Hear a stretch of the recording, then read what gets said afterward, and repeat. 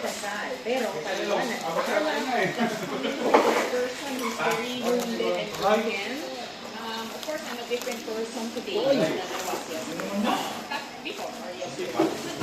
Naging mahirap at matagal daw para kay Carla ang healing process mula sa heartbreak. Nakikipag-date pa rin daw sa Carla at may kailangan man daw siyang i-reveal, siya raw ang magre-reveal in time.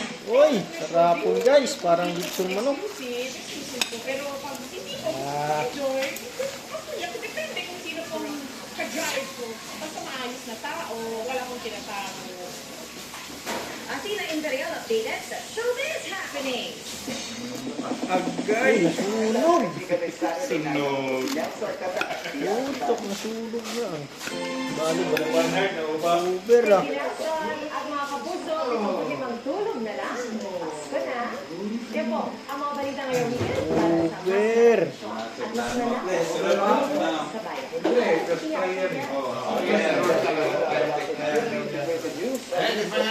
Ng Pilipino.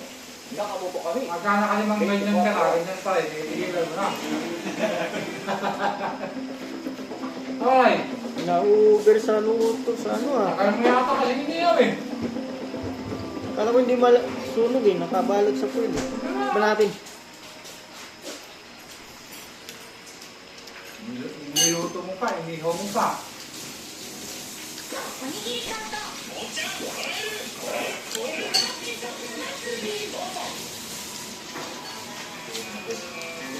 Walang lasa. Hindi mo nalagyan ng pampalasa.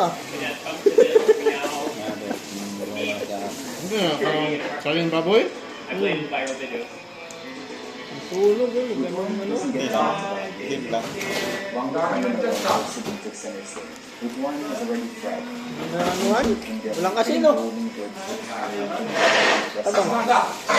It's one of Philippines' greatest civilizations. The maritime culture was so dense that they were building Walang asin to. open Lambot pa naman. This place wasn't just sibuyas. it helped shape it.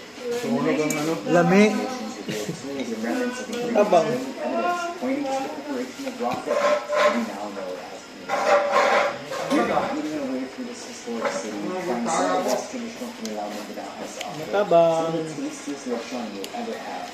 Discovering Isa pang ganito. forgotten by younger